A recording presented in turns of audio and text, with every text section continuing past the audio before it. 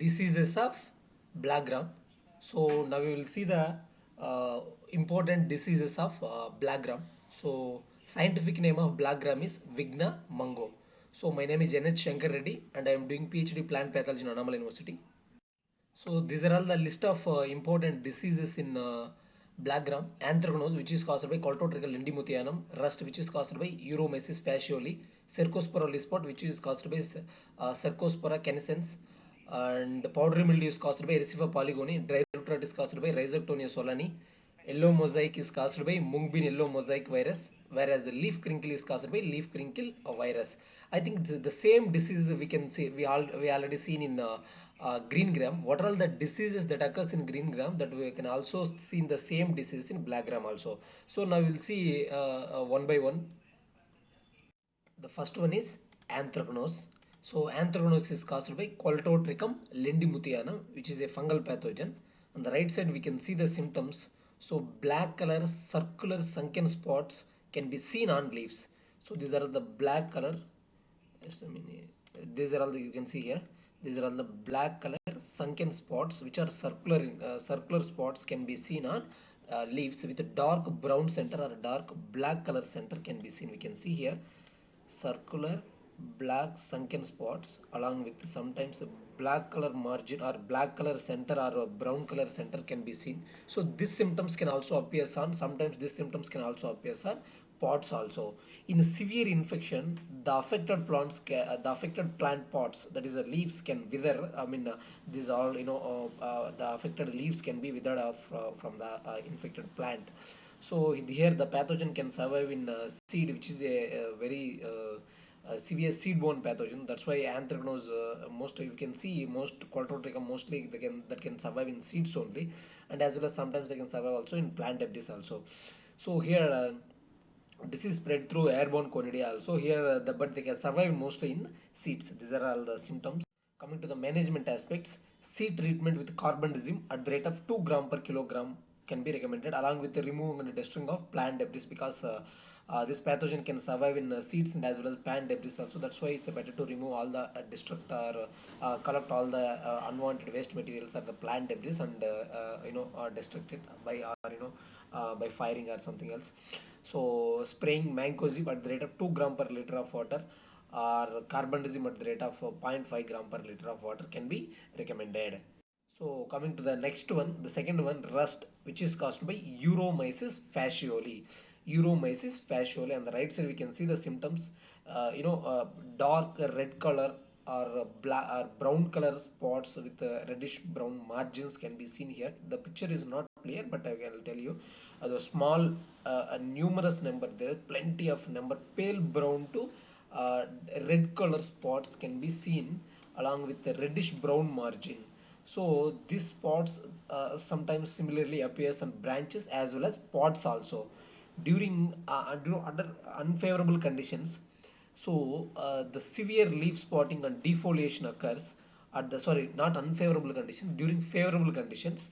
So leaf spotting as well as defoliation, and at the time of flowering especially we can see in pod formation, but majorly we can see red color or dark brown color spots on leaves, and sometimes they also appears on branches as well as pods.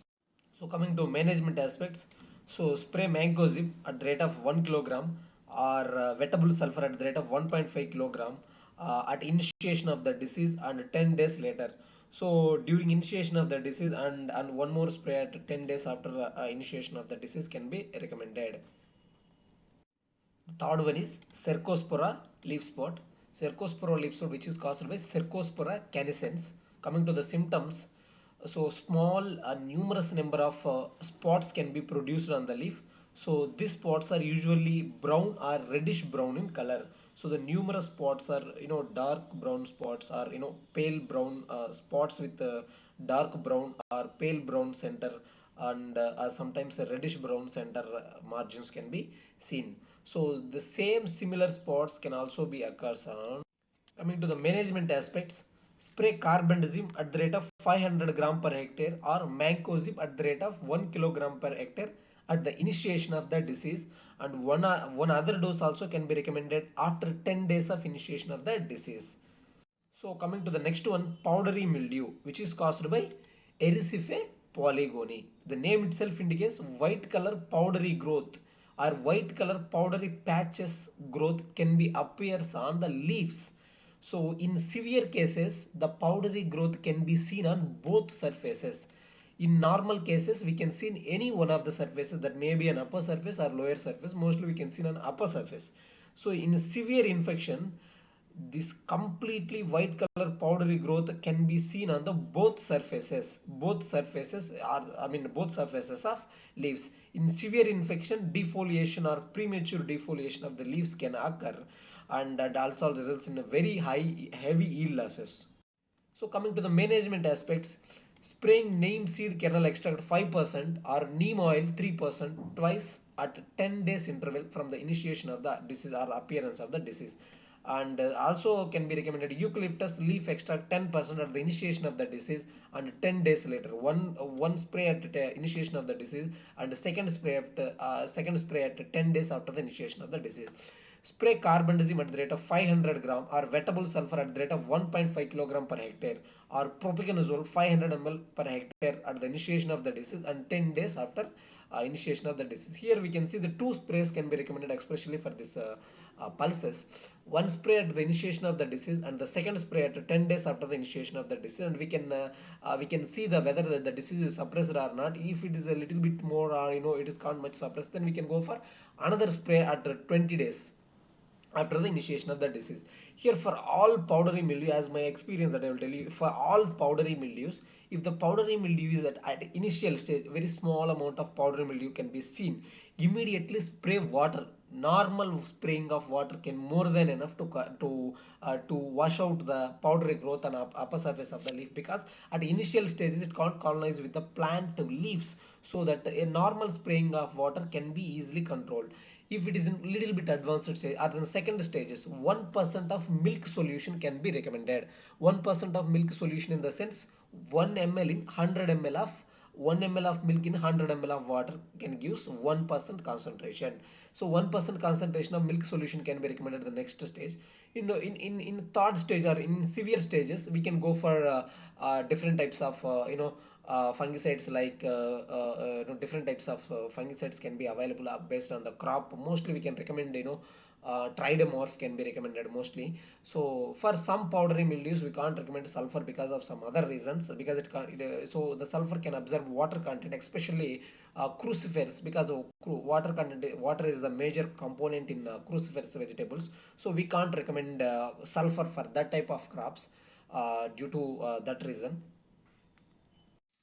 So the next disease is dry root rot, which is caused by Rhizoctonia solani. The name itself indicate rottening of root region. So on the right side we can see, so the pathogen cause seed decay, root rot, damping of seedling blight, stem canker, leaf blight in green gram. These are all the different types of symptoms that can be caused by this pathogen, that is Rhizoctonia solani. Root rot can happen, seed decay, damping of, seedling blight, stem canker, and leaf blight are the different types of symptoms that can cause it due to Rhizoctonia solani. So this disease mostly we can see at the podding stage, during podding stage or a pod initiation stage or pod formation stage.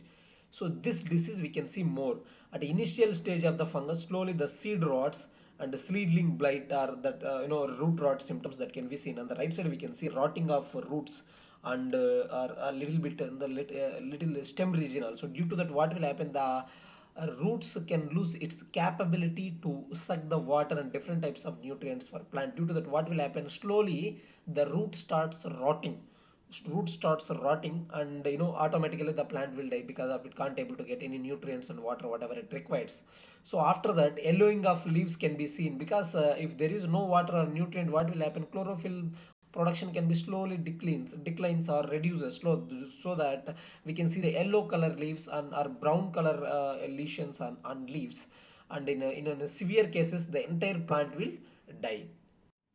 So coming to the management aspect, seed treatment with the Trichoderma viridi, it is a biocontrol agent, 4 gram per kilogram of seeds, or Pseudomonas fluorescens, which is a bacterial biocontrol agents. Trichoderma is a fungal biocontrol agent, whereas Pseudomonas fluorescens is a bacterial biocontrol agent at the rate of 10 gram per kilogram of recommended. And basal application of zinc sulfate at the rate of 25 kilogram per hectare, or the basal application of neem cake at the rate of 150 kilogram per hectare can be recommended.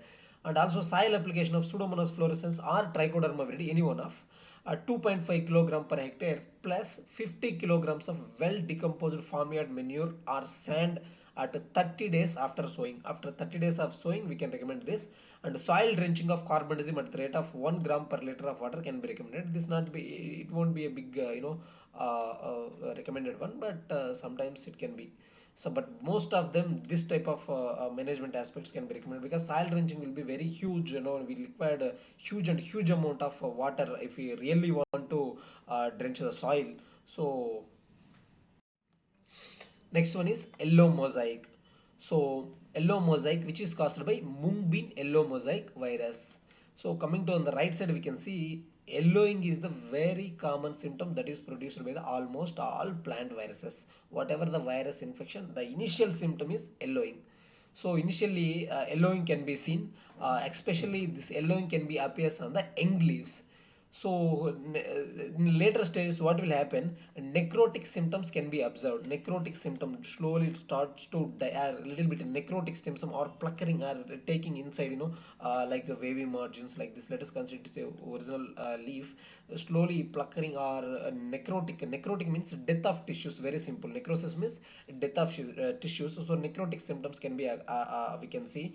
So the size of leaf slowly decreases, and it strongly reflects yellow color in the later stages. So pods also infected, and the size of the pods can be reduced, and the pods also sometimes can be yellow in color due to the infection of this disease. So coming to next one is leaf crinkle, which is caused by leaf crinkle virus.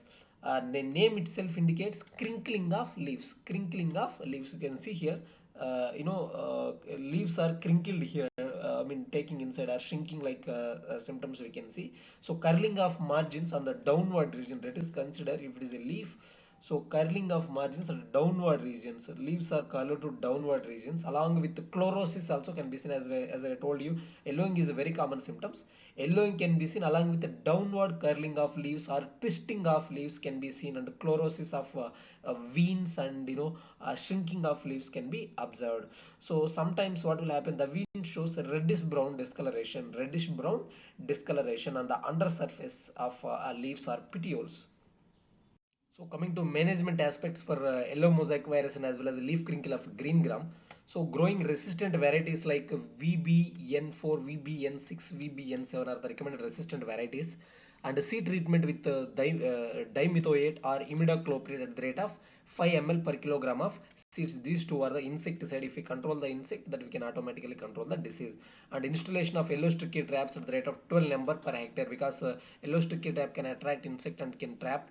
So that is also one of the management practices. And rowing of infected plants up to 45 days. So if any plant will be infected within 45 days, it's better to rogue out, and that can be destroyed. And the foliar application of noche extract at the rate of 10% concentration at the rate of 30 days after sowing, or the neem formulation 3 ml per liter of water can be recommended. And the spraying of methyl dimeton 25% EC at the rate of half liter, or that is 500 ml per hectare, or dimethoate 30 EC at the rate of 500 per ml hectare, or any one of here I am telling you many insecticide, whatever are fungicides.